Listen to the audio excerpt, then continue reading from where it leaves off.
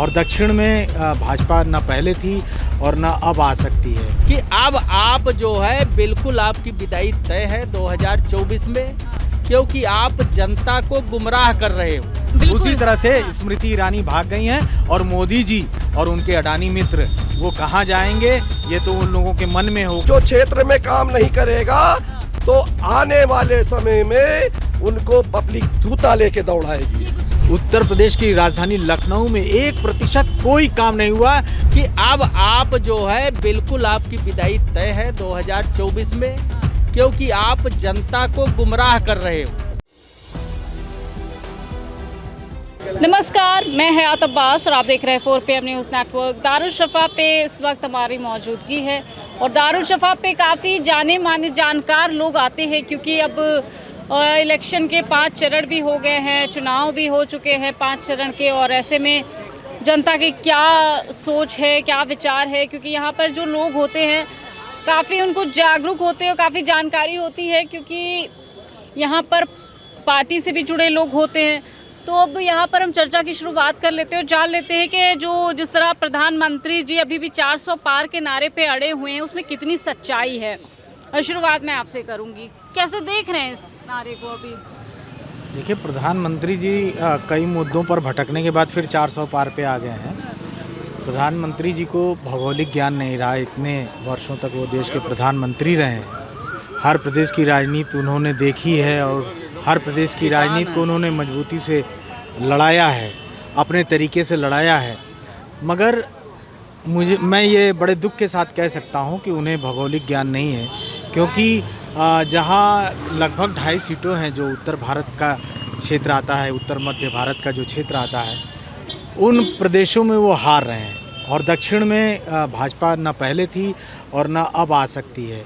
रही बात कि अगर उनको लगता है कि कोई मशीनरी उन्होंने छेड़छाड़ कर रखी है तो हो सकता है 400 पार आ जाए, नहीं तो 150 पार करना मुश्किल है, जैसा कि राहुल गांधी ने बताया है। इस समय जो परिस्थितियां हैं, पहले दूसरे चरण के बाद अचानक जो है चुनाव में पहले दूसरे चरण में बहुत कहा जाए रोमांच नहीं था चुनाव में, क्योंकि जनता बड़ी अंडर करंट सब कुछ था, जनता मुखर नहीं हो रही थी।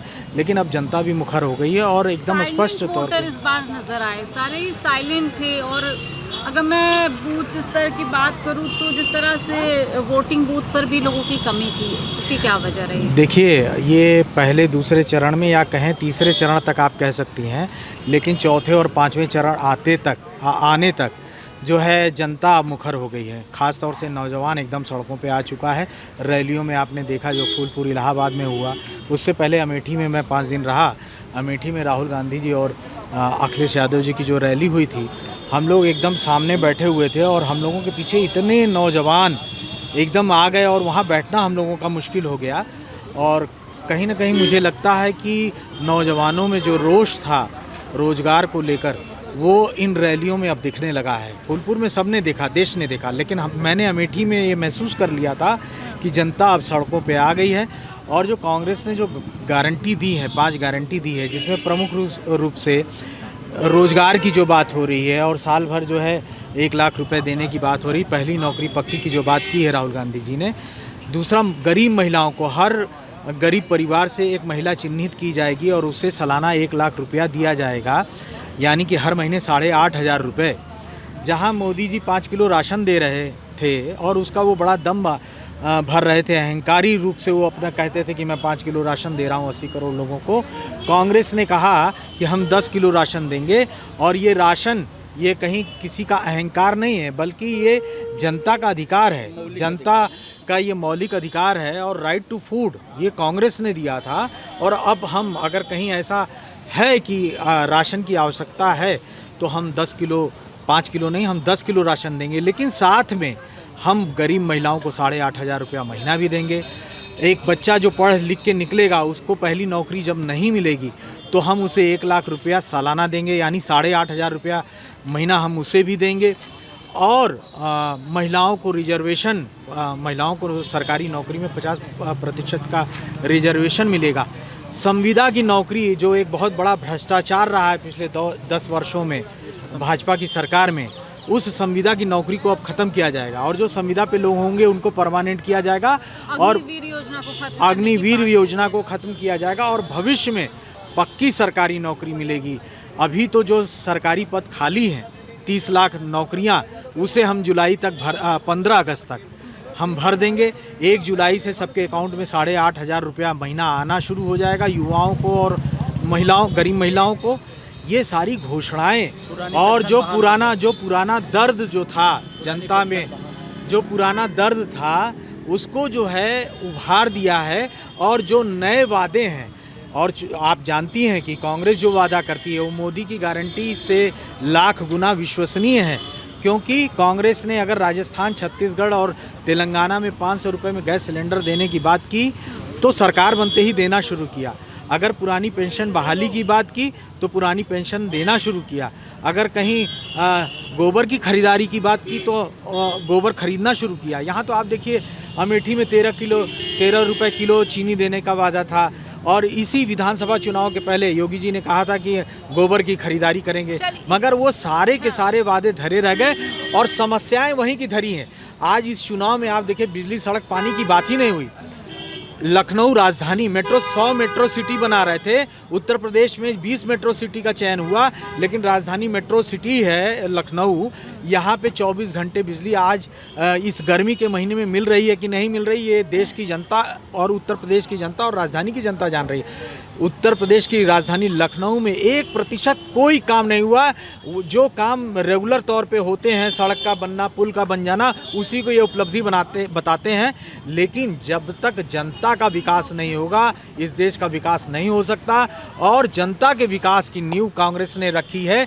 जब हमारी गरीब महिलाएं मजबूत होंगी तो एक परिवार मजबूत होगा, एक परिवार मजबूत होगा तो एक जिला मजबूत होगा, जिला मजबूत होगा प्रदेश मजबूत होगा, प्रदेश मजबूत होगा तो देश मजबूत होगा। यही कांग्रेस की गारंटी है। चलिए, बहुत अच्छी बात कही, लेकिन एक तरफ राहुल गांधी का एक बयान आया कि खटाखट पैसे आने लगेंगे, जिसके बाद मोदी जी का बयान आएगा खटाखट ये लोग विदेश भागेंगे। देखो ये सच्चाई है। कभी भी चुनाव जो है मंदिर और मस्जिद पे नहीं होता है, जनता के मुद्दों पे चुनाव होता है, जो जनता को आज की तारीख में आवश्यकता है। रोजगार, शिक्षा, स्वास्थ्य, ये सब चीज़ आज जनता का मूल रूप से इसकी आवश्यकता है। अब हम देखते हैं कि आज जो स्थित है लखनऊ में, जब कोरोना फैला था, लोग मर रहे थे, तो बहुत बड़ी वादे किए थे प्रधानमंत्री जी, मैं लखनऊ में गैस प्लांट लगवा दूंगा, ये कर दूंगा, वो कर दूंगा। आज मैं जानना चाहता हूँ कि कितने गैस प्लांट लग गए, हमको बताइए। कोरोना जब गया उससे ज़्यादा तो हमें लग रहा है कि अब लोगों को आवश्यकता है, जो आपने वैक्सीन लगवा दिया उससे लोगों का हार्ट अटैक पड़ रहा है। लेकिन मोदी जी तो कह रहे 4 जून को यही लोग खटाखट भाग जाएंगे।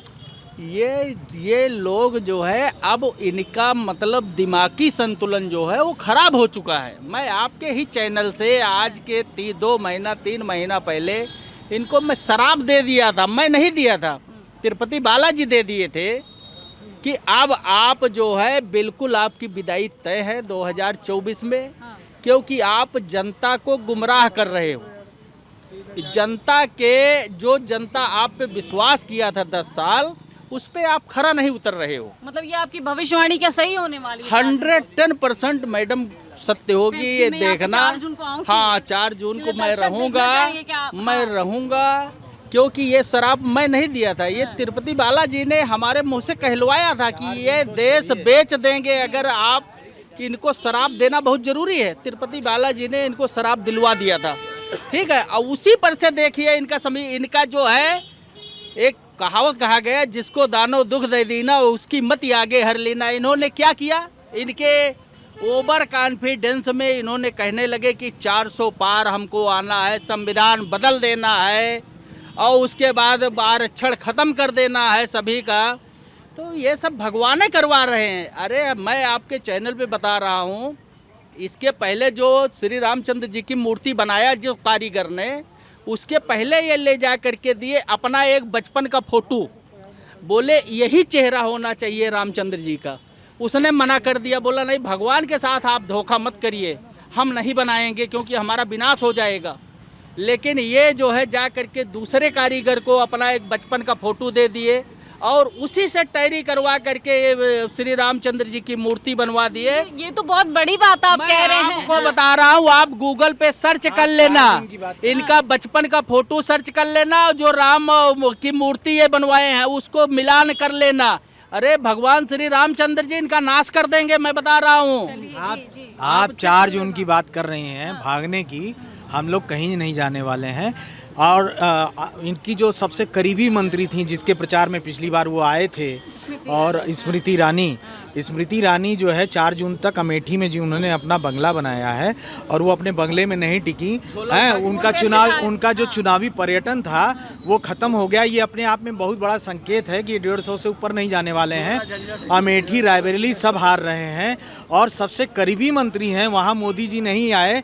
इसका मतलब कि उनको आभास हो गया है कि वो 400 पार की बात तो कर रहे हैं। चुनाव में हर आदमी अपना टेम्पो हाई करता है, 400 पार वो कर रहे हैं, लेकिन चुनाव में उनका न आना अमेठी में अपने सबसे करीबी मंत्री के ये जाहिर कर रहा है कि उन्होंने ये महसूस कर लिया है, मान लिया है कि अब की बार जो है दाल गलने वाली नहीं। जनता जाग चुकी है, जनता सड़कों पे आ चुकी है, युवा रोजगार मांग रहा है, महिलाएं अपना अधिकार मांग रही हैं और किसान अपना MSP मांग रहा है, जो कि कांग्रेस देने के लिए तैयार है। और पूरे चुनाव भर में बेचारे मोदी जी एक वादा नहीं कर पाए, ना इनके मैनिफेस्टो इनका वही अच्छे दिन है। पूछो अच्छे दिन में क्या है, कितने रोजगार हैं, कितनी महंगाई कम होने वाली है, तो उसका कहीं वर्णन नहीं होता है। उसी तरह से स्मृति ईरानी भाग गई हैं और मोदी जी और उनके अडानी मित्र वो कहाँ जाएंगे ये तो उन लोगों के मन में होगा। उनके मन की बात वो अगर करंट एपिसोड में बता देते कि कहाँ भाग के जाएंगे तो देश की जनता को पता चल जाता कि कहाँ जाने वाले हैं। 400 पार का नारा हवा या हकीकत है? देखिए 400 पार का नारे की बात नहीं है। देखिए अब की जो इलेक्शन हुआ है वो मुद्दों पे हुआ है, ना मंदिर ना मस्जिद ना किसी चीज़ में। और मुद्दा क्या है? बेरोजगारी। मुद्दा क्या है? भूखमरी। मुद्दा क्या है? जो नौजवान बच्चे हैं उनको कोई रोजगार नहीं है। और क्या 5 किलो राशन में आदमी कै दिन आदमी खाएगा? तो जो मुद्दे पे जनता के कोई सरकार हो, जो पब्लिक को एक दफ़ा बनाओगे, 2 दफ़ा बनाओगे, पब्लिक जब समझ जाएगी तो पब्लिक जो इलेक्शन अब की हुआ है तो बहुत महत्व हुआ है और किसी को बताने की ज़रूरत अब की नहीं पड़ी है। जो महिलाएं हमारी थी, जो बुजुर्ग थे, जो नौजवान बच्चे थे, जो शिक्षित बच्चे थे, जो डिग्री कर चुके हैं बच्चे, उनको नौकरी नहीं मिली। अब भी इलेक्शन हुआ है नौकरी के नाम पे, इलेक्शन हुआ बेरोजगारी के नाम पे, इलेक्शन हुआ है जो आपकी सरकारी कर्मचारी के जो सबसे बड़ा मुद्दा होता है वो पेंशन। क्योंकि अगर आदमी जब बुढ़ापे पे सबसे ज़्यादा पैसे की ज़रूरत होती है तो पेंशन जहाँ जहाँ कांग्रेस की सरकार है वहाँ पेंशन बहाल हो गई है। तो अब की पेंशन पे भी वोटिंग हुई है तो आप देख लीजिए। कांग्रेस की गारंटी पे लोगों को नहीं, विश्वास। हाँ। जो काम करेगा चाहे वो विधायक हो चाहे वो MP हो, जो क्षेत्र में काम नहीं करेगा तो आने वाले समय में उनको पब्लिक धूता लेके दौड़ाएगी। ये कुछ कह रहे हैं। हाँ। जो कह रहे हैं वो सही कह रहे हैं। और आप ये देख लीजिए कि 2014, 17, 19 और 22 ये गठबंधन से ठगबंधन ही महसूस हो रहा है। दूसरी चीज़ रह गई है यहाँ पर आज जो इन मुद्दों की सब बात उठ रही है, ठगबंधन है। हाँ। अरे ये गलत बोल रहे हैं, ये पगलान है, ये तो आशीर्वाद यहाँ है नहीं, यहाँ के हैं भी नहीं, ये पाकिस्तान के हैं। ये यहाँ के नहीं है, ये पाकिस्तान के हैं। ये हमेशा बंटवारे की बात करते हैं जब भी करते हैं। हम कहते हैं जब तक जाति जनगणना नहीं होगी तब तक सामाजिक न्याय नहीं मिल सकता। इसलिए मांग रहे हैं क्योंकि इनकी संख्या ये 12 बच्चे पैदा कर रहे हैं, इसलिए ये जाति की संख्या परिवार। चलिए नहीं, ये मुद्दा नहीं है। लोकसभा चुनाव में क्या है हकीकत और 400 पार के नारे में कितना दम है मोदी जी के, ये तो जनता ही बताएगी। खैर इसी तरह लोकसभा चुनाव पर अपडेट देते रहेंगे। कैमरा पर्सन सत्यनारायण के साथ मैं हयात अब्बास, OPM न्यूज़ नेटवर्क।